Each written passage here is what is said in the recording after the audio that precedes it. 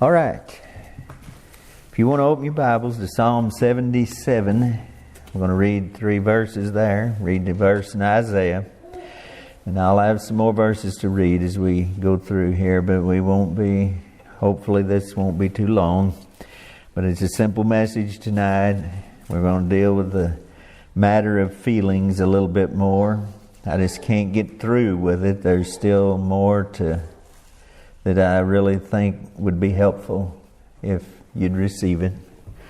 You know, you always wonder if it does any good or not. I've come to realize that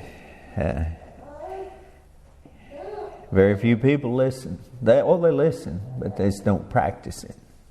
Somewhere it gets lost between understanding and applying, and seems like it's worse when it's family and familiar. A prophet is not without honor, save in his own country and among his own people. And Jesus said that. And it's true.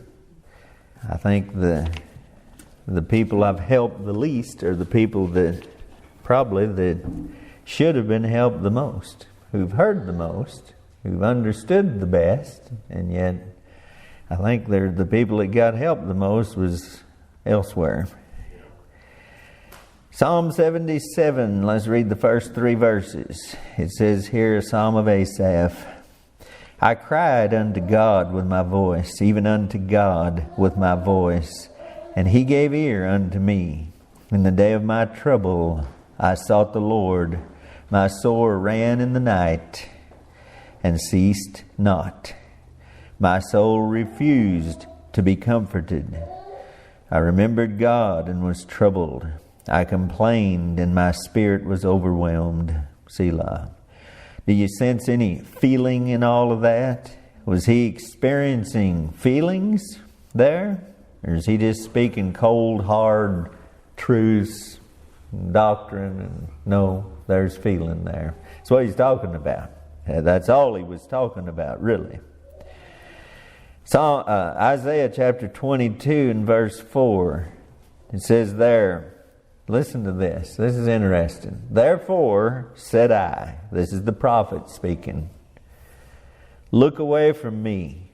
I will weep bitterly.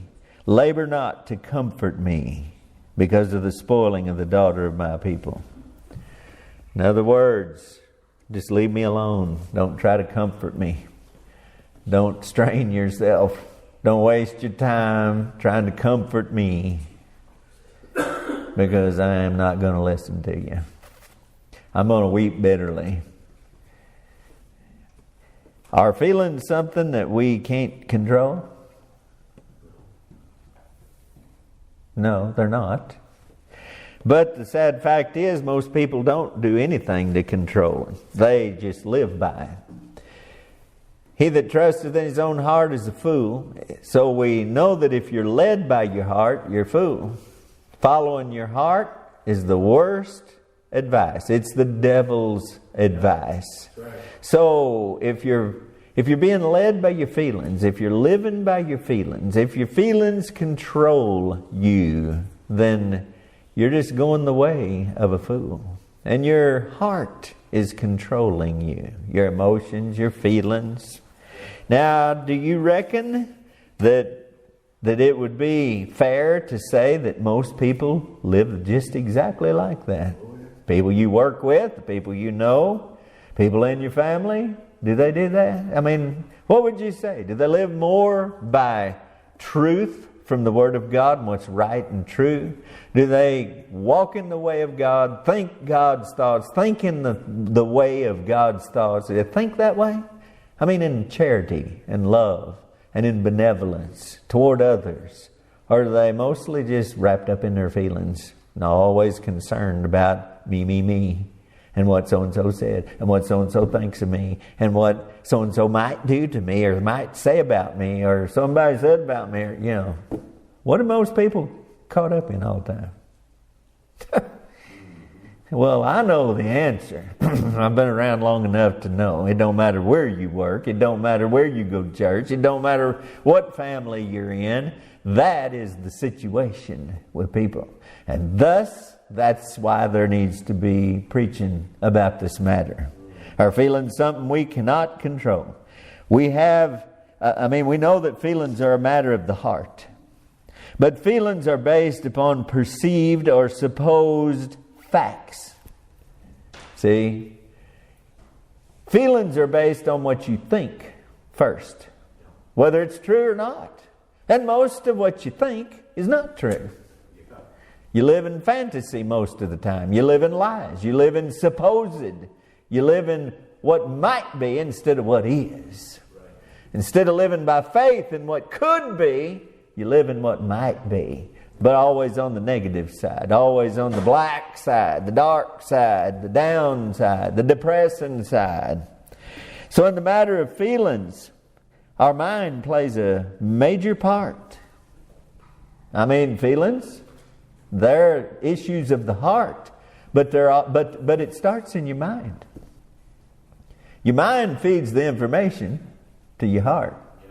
And then the heart stirs up. That's where the feelings blast forth from. So the answer is yes. We can control our feelings if we can control our mind. But see, there's where we've talked about this a lot. Do you control your mind? Do you control your thoughts? Do you guard your mind? Do you keep your spirit? Do you order your thoughts? Or is it just a wild, freewheeling, runaway train, your mind, your thoughts? Does whatever happen in your mind happens? You think, a lot of people think that's the way it is too, that there's no control in that. You just can't control it. Well, you can control it. And if you can't control your thoughts, you can't control your feelings. Yeah. And if you can't control your feelings, then you're just headed for a crash in life is what you're headed for. You're going to leave a swath of destruction behind you. Because you're going to destroy everybody in your life and yourself along with it. It's mighty important. One of the marks of insanity is when feelings are out of control.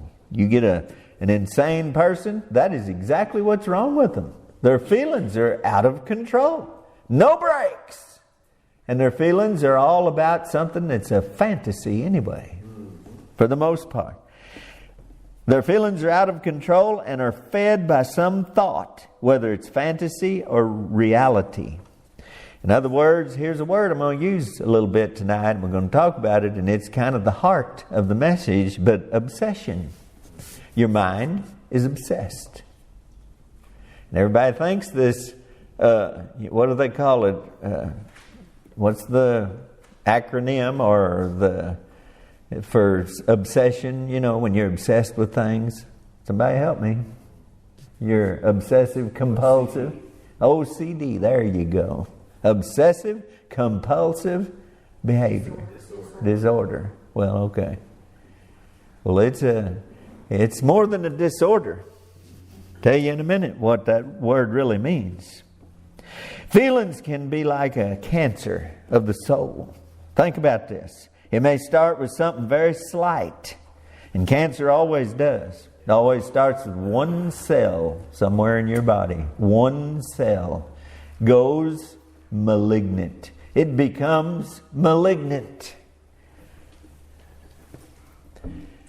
You know, in our language, we don't recognize it as well as we do like in Spanish. That's evil. That's what it means. Evil. Dark. Evil. Black. It becomes malignant. And what does it do? It spreads to other cells. It spreads throughout your body and it'll kill you if something ain't done with it. It takes drastic measures to stop it. You can't just rub something on it. You can't just drink water. I mean, it's cancer. It's a malignancy. A lot of it's aggressive, so it moves rapidly. And feelings can be like that in your soul. It may start with something very slight, but after the devil shows it to your mind over and over and magnifies the hurt feelings that it produces, or the anger, or the envy. It spreads throughout the soul until it becomes an obsession and a bitterness that defiles the whole being. And you're destroyed. I mean, it'll take you to hell. That's where it'll end up. That's where you'll end up, following your feelings. Allowing your feelings to control your life, your mind. Make your decisions according to your feelings. You'll end up in hell. That's where it's going to take you. It's the road to hell. This message here tonight, what I'm calling it is hell on earth. Because that's what it is. When you're captured, captivated, captive of your feelings, you're just getting ready for hell. That's what you're doing. Most people, like with physical cancer, early detection and treatment is vital to recovery and survival. Isn't that what they always say?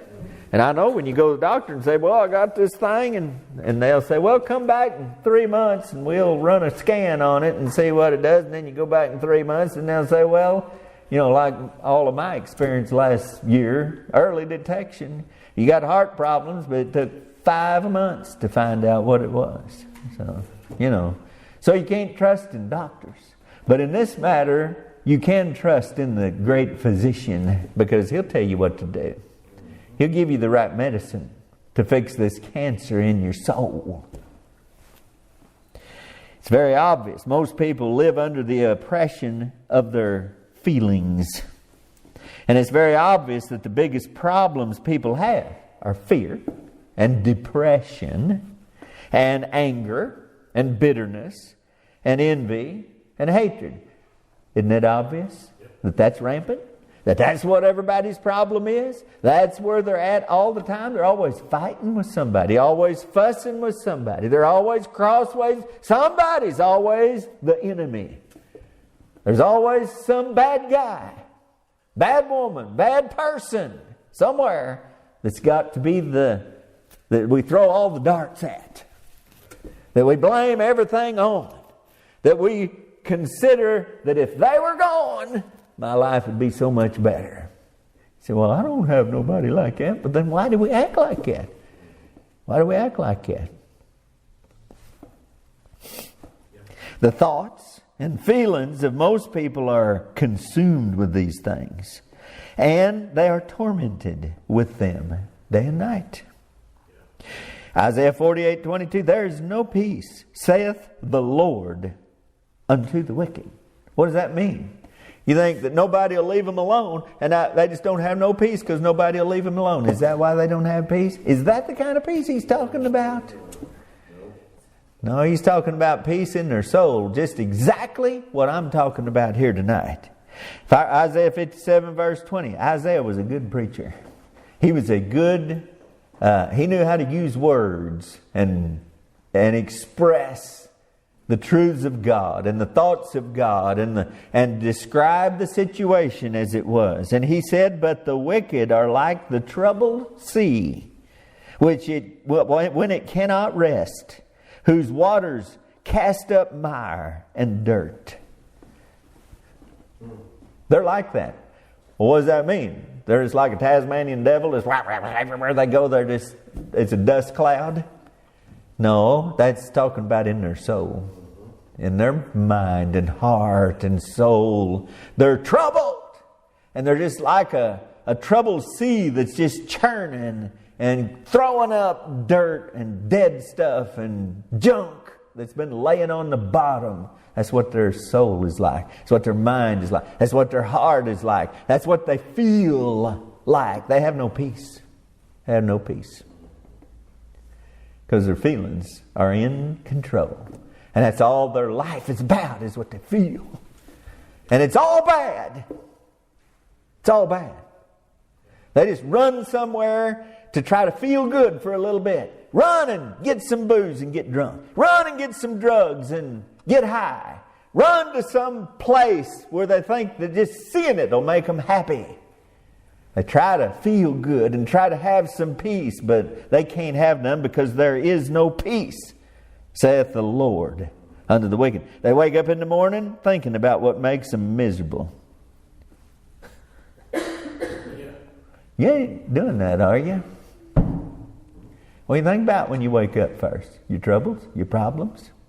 Is that the first thing that faces you in the morning?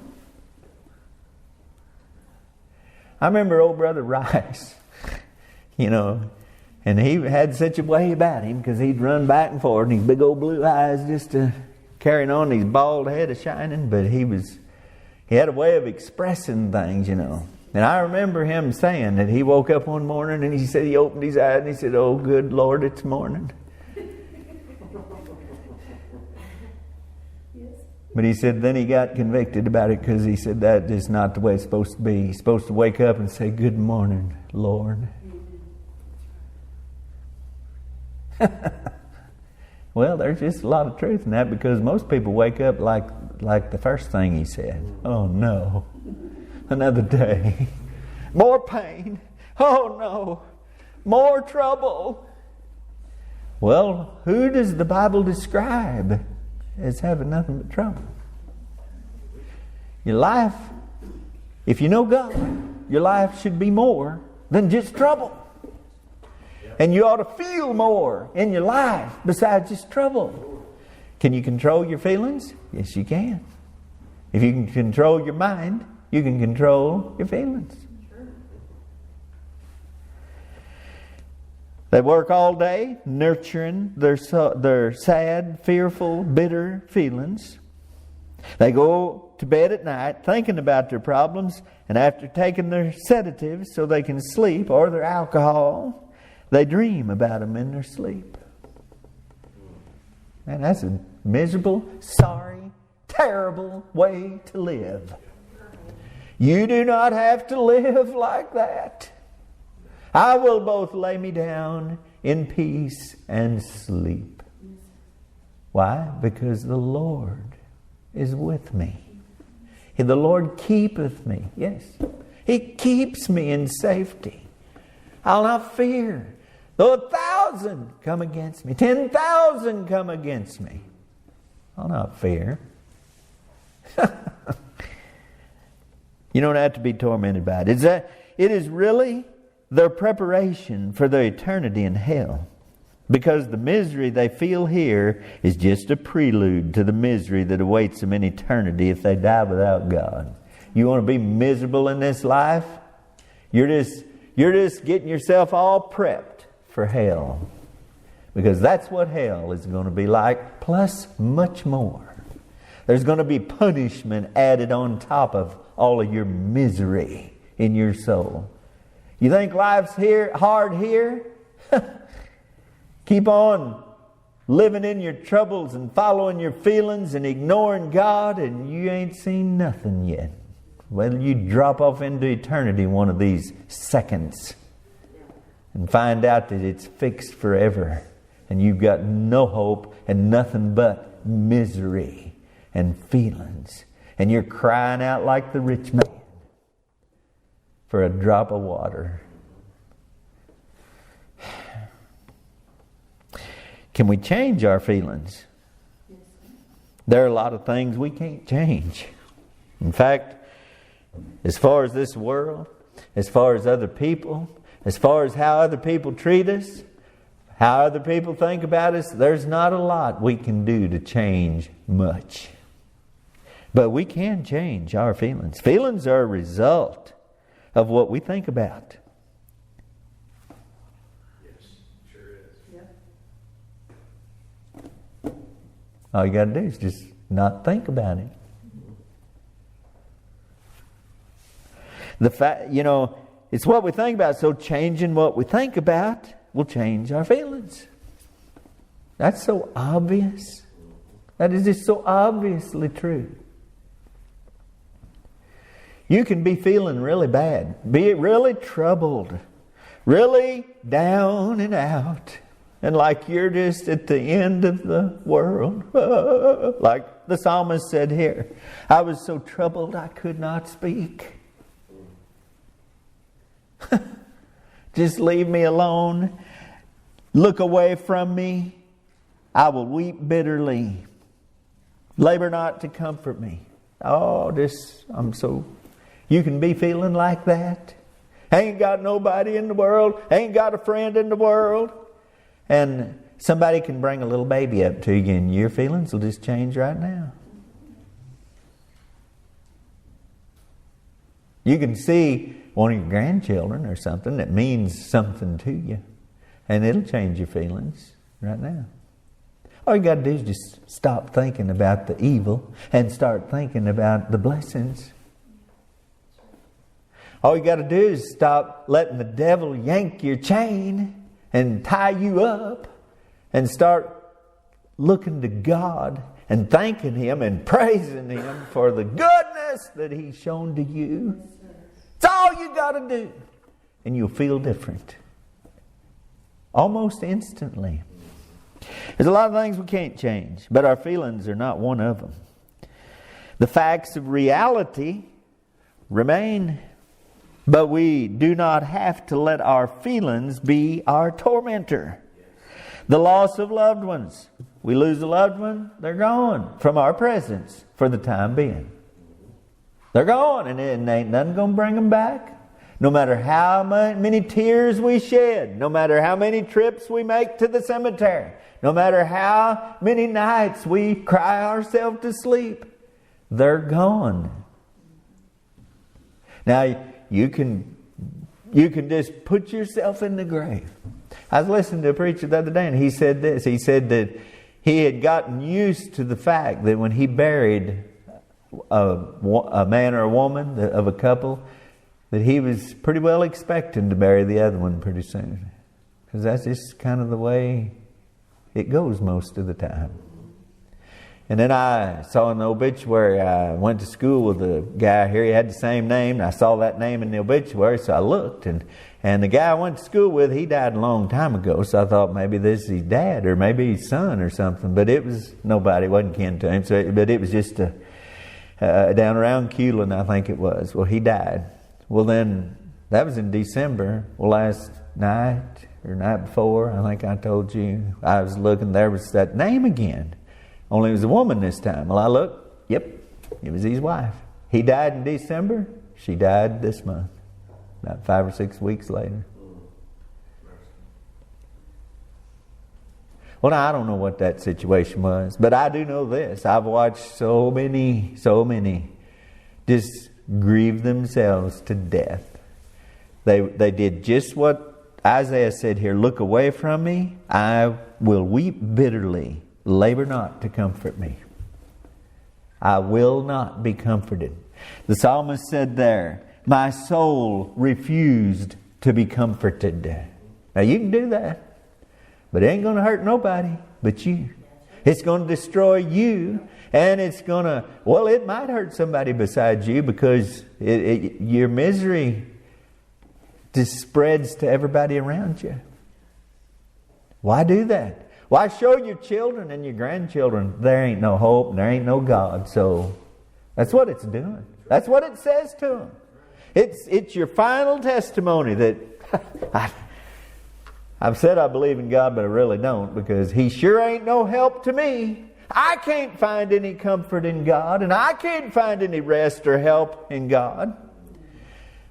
And your Bible is true. The wicked are like the troubled sea. They're the ones that have nothing but trouble.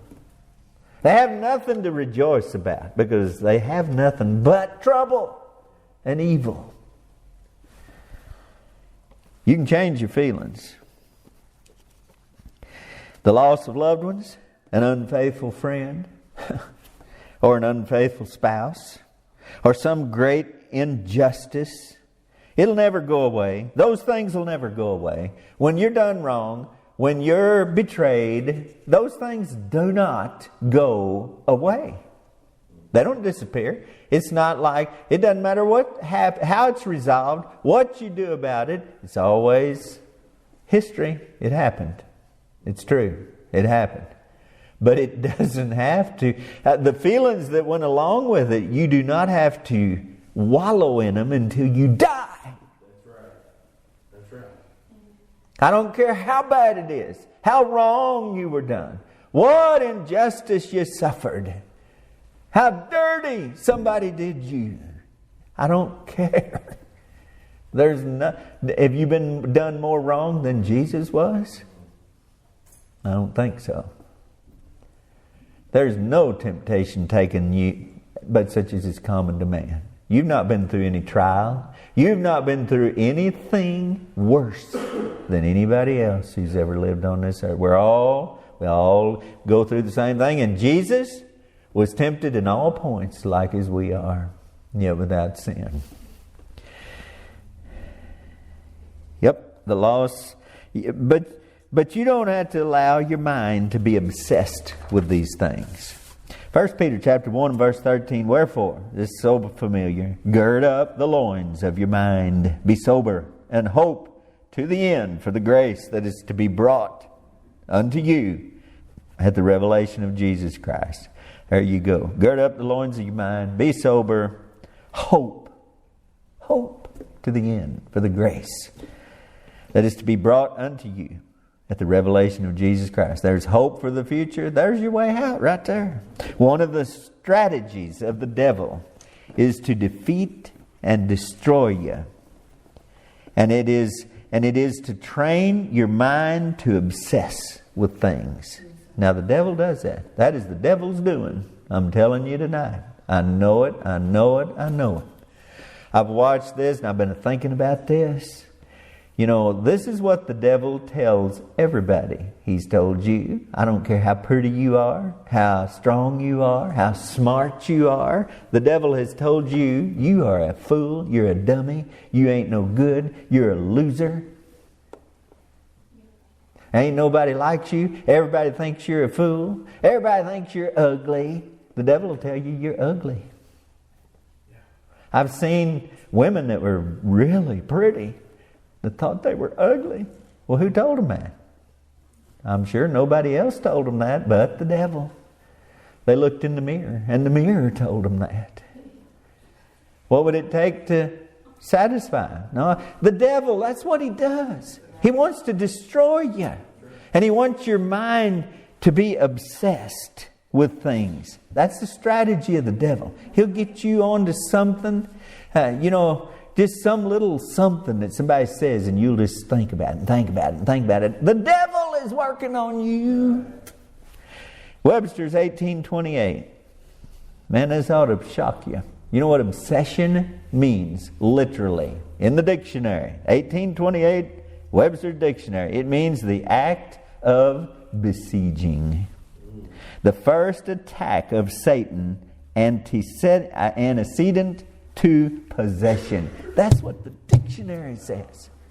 Obsession is besieging, which is the last thing the devil does before he possesses you. He trains your mind to be obsessed, to be focused, to be captured upon one thing. To lay siege is to surround and enclose, to press on all sides so as to perplex, to entangle, so as to render escape difficult or impossible. Man, that ought to send chills right down through you. Has the devil ever done that to you? Do you ever obsess about things? Do you just get on something and you just can't get off of it in your mind? You just get it in your mind, you can't get off of it? You just... It's the road to insanity. When you allow your mind to be obsessed with things, you're making your soul very vulnerable to Satan's influence. And it's the last thing. Remember, it's the last thing. It's his last step in possessing you. Yes. Having total control of you. Where you can't get loose.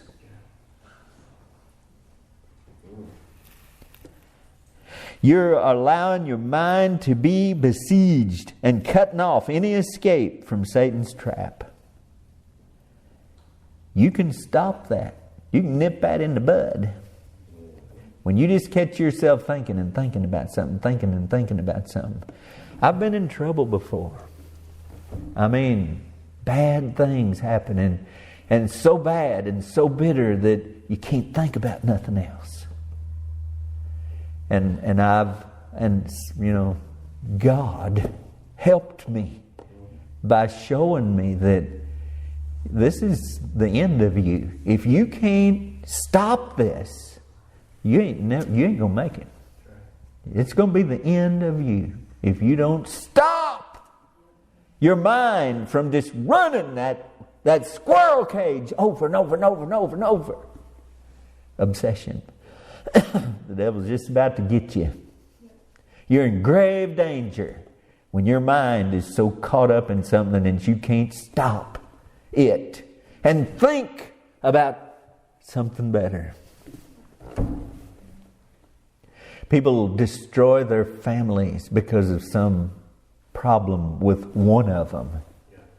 I mean, if you have one child that's bad, and then ruin the rest of your family and let the rest of them go to hell because you're so focused on that one that you can't stop and look at all that's at stake here.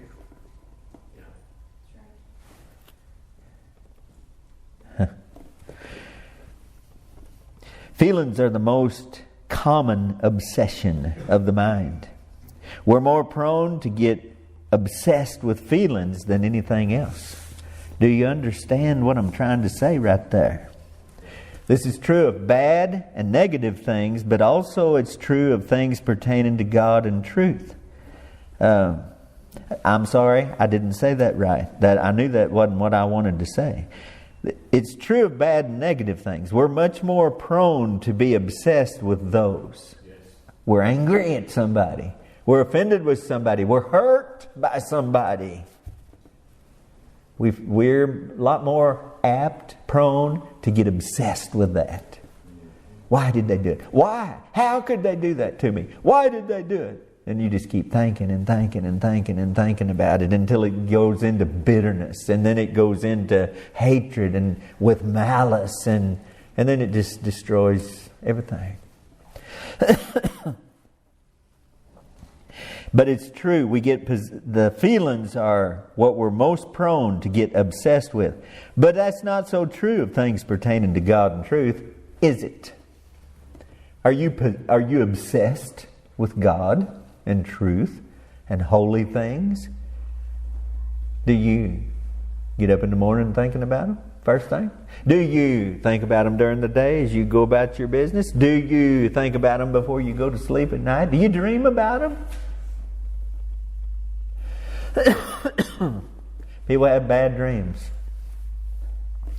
Well, we can't control our dreams too much. I mean, I know we have dreams and we don't know where in the world they come from. I do. I have. Everybody has.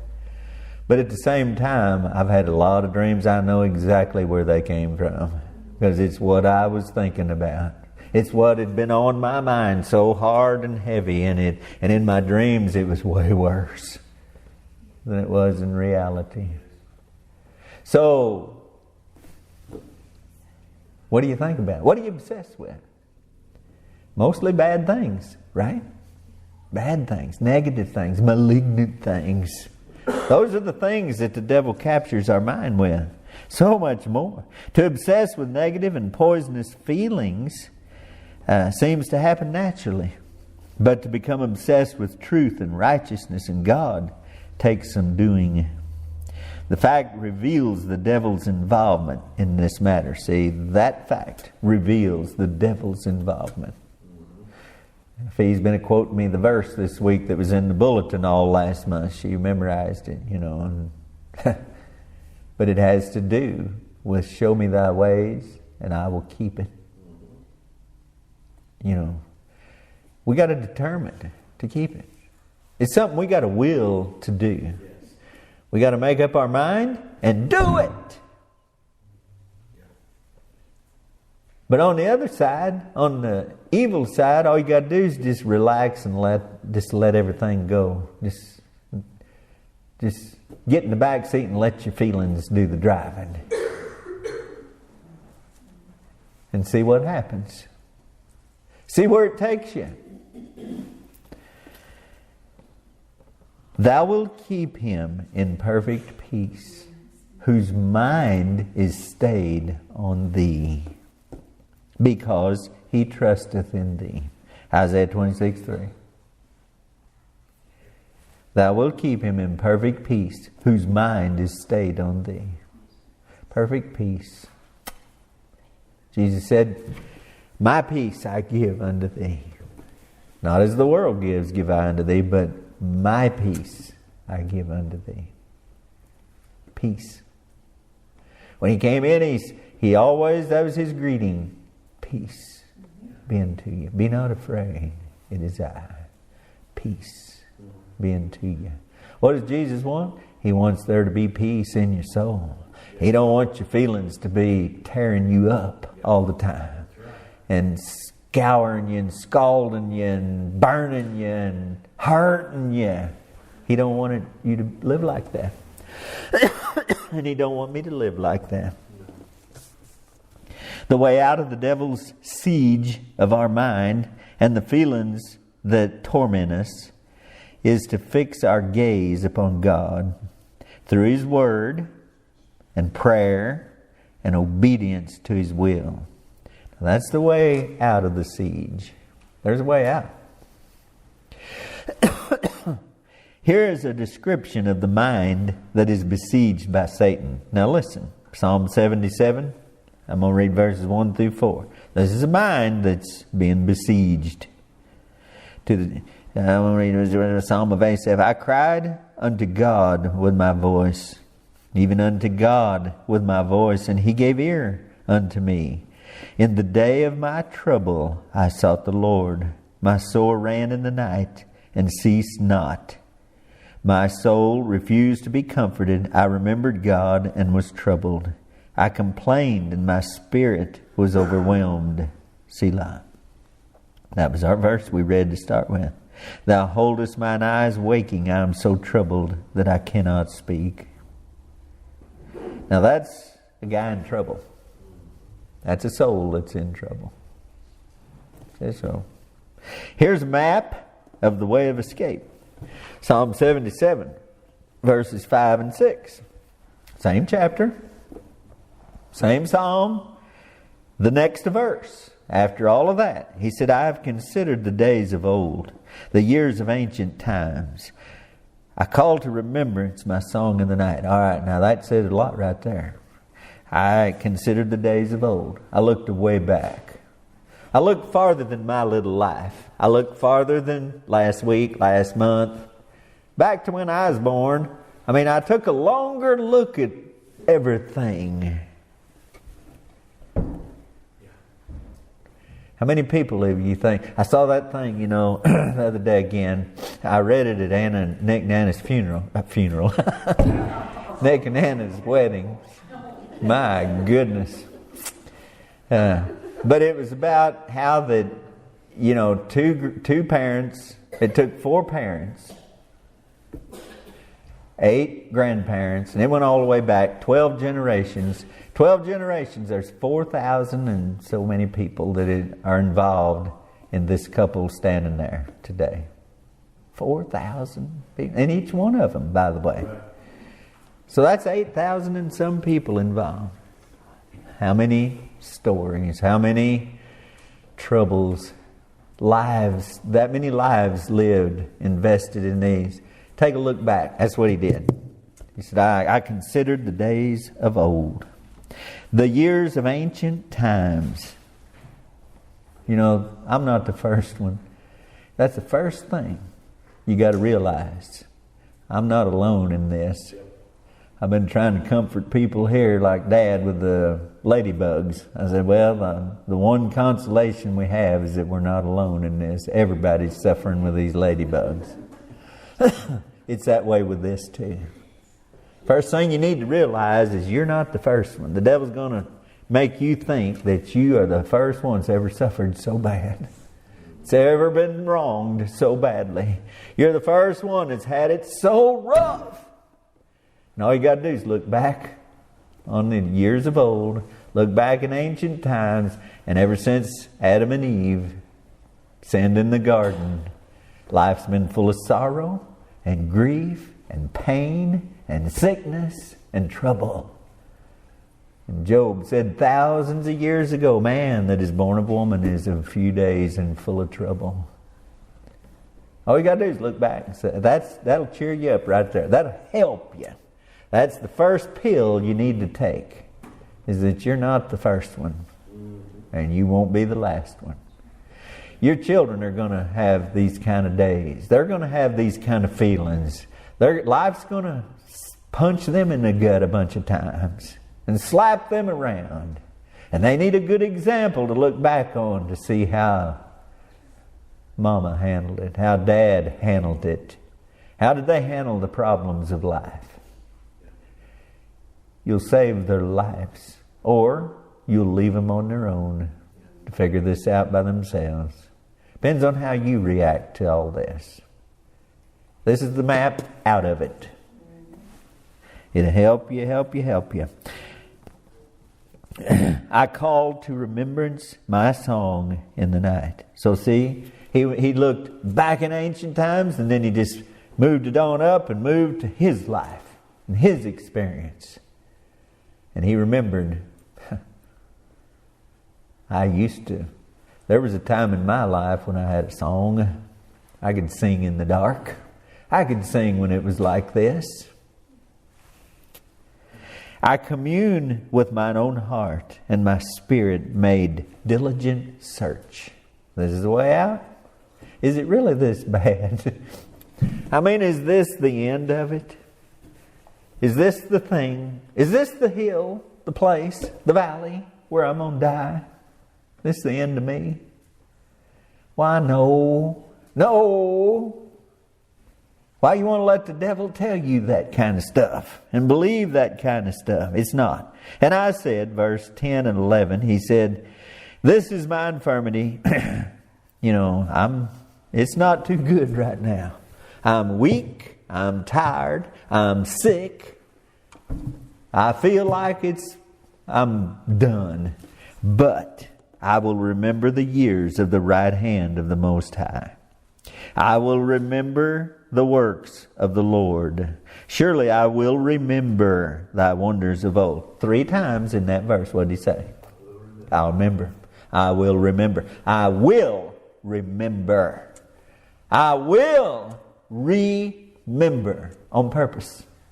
I'll go back in my mind, in my heart. I'll do diligent search, and I'll remember what God did for me. There and there and there. How can you...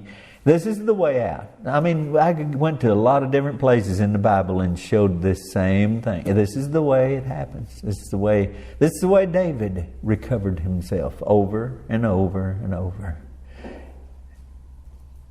There at the end of 1 Samuel, when Ziklag was burned and all of that, and David was greatly distressed, and his own men talked of stoning him. I mean, that was the darkest hour in David's life right there to that point.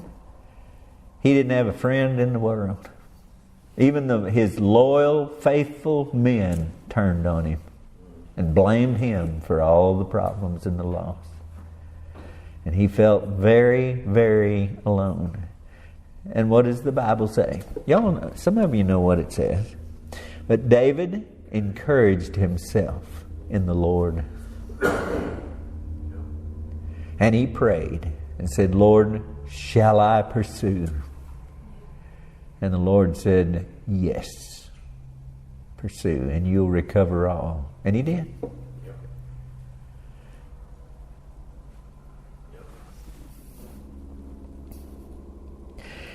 I will meditate also of all thy work. So he's going to remember what the Lord's done. He's going to remember the years of the right hand of the Most High. He's going to remember the works of the Lord. And he's going to remember thy wonders of old, the wonders of the Lord of old, what God's done in the past.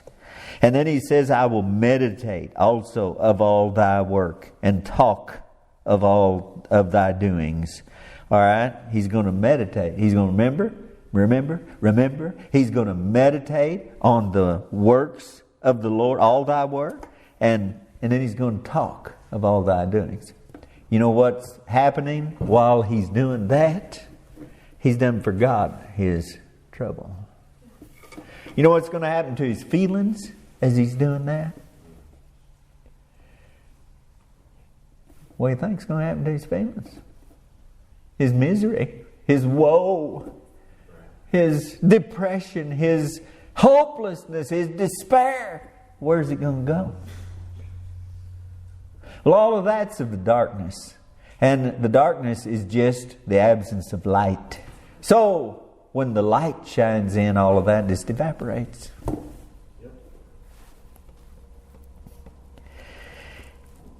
Thy way, O God, he said. After that, he said, Thy way, O God, is in the sanctuary. Who is so great a God as our God? Thy way.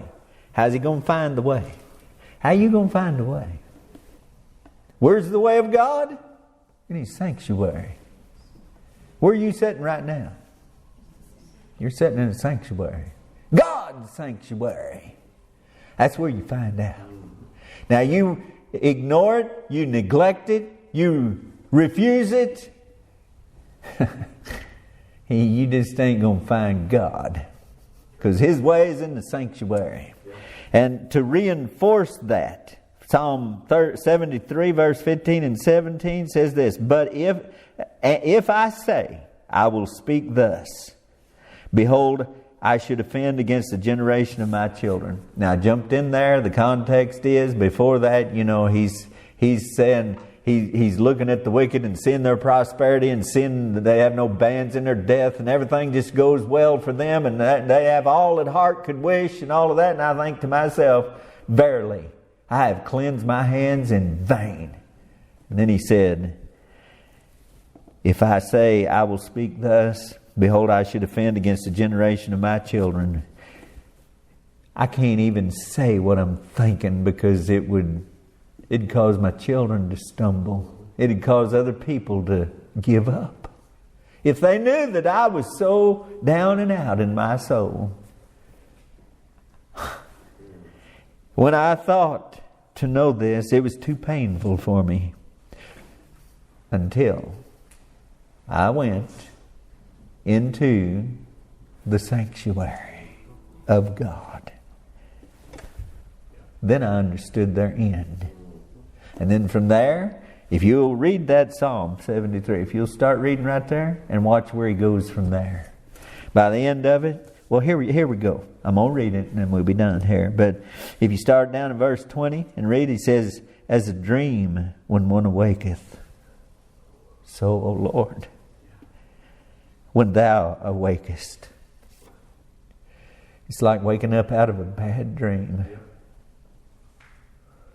God comes back into view. Light comes back into your room, your little dark room you're in. When thou awakest, thou shalt despise their image. He's talking about the wicked that are so far.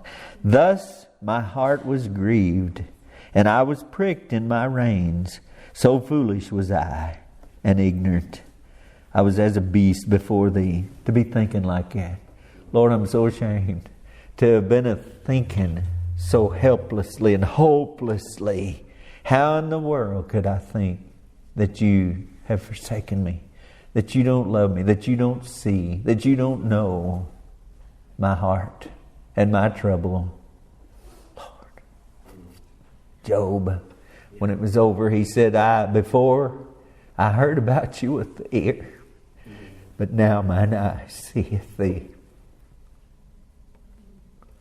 So much clearer now.